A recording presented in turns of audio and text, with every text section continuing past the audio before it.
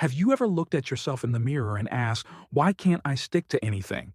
That feeling, that sinking guilt, when you plan something at night, full of hope, only to wake up and fall back into the same cycle. It's not because you're lazy.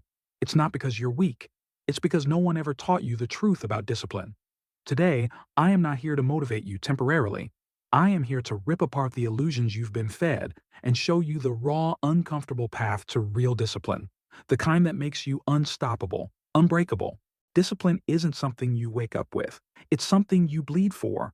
You don't become disciplined by watching another motivational video or listening to another podcast. You become disciplined by doing the things you hate like you love them. When everyone else chooses comfort, you have to choose discomfort. And here's the brutal truth. Your mind will scream, your body will protest, your emotions will betray you. That's when 99% give up. But if you can push through that ugly first phase, when nothing feels good, you enter a place very few ever reach, the world of real control. Control over yourself, over your desires, over your destiny. Imagine for a moment, who could you become if you stopped negotiating with your emotions? Every time you say, I'm tired, I'm not feeling it, maybe tomorrow, you kill a version of yourself that could have been a champion. Champions aren't the most talented. They're the ones who have mastered this tiny, invisible battle inside their minds. The only difference between you and them is that they decided once, and they kept deciding every single day, even when it hurt, even when nobody clapped for them, even when progress was invisible. That's how discipline grows, not as a burst of motivation, but as a quiet, stubborn fire inside you. You are not waiting for the right time. You are wasting your life. Listen carefully. Discipline doesn't wait for motivation. It creates motivation. The secret is showing up even when you feel absolutely nothing. Even when your chest is heavy, your brain is foggy, and your heart is silent, especially then. Because when you move without feeling ready, you reprogram your soul. You send a message to your mind that you are in charge now, not your moods, not your fears, not your doubts. Every rep you do when you want to quit, every early morning you fight out of bed, every hard conversation you don't run from, you are chiseling away weakness, revealing the beast hiding underneath all your excuses. Comfort is your greatest enemy, and you've been feeding it like a pet. Society wants you to stay soft. Your phone, your couch, your junk food, endless scrolling. All of it is designed to keep you weak. Because weak people are easy to control. Weak people don't build empires. Weak people don't change the world. And every second you give in to comfort, you are allowing yourself to be less than you were born to be. You were not born to be average. You were not born to live quietly. There is a wild, limitless version of you dying to break free. And discipline is the only weapon sharp enough to cut the chains. You don't rise to your goals. You fall to the level of your systems. Listen, goals sound beautiful.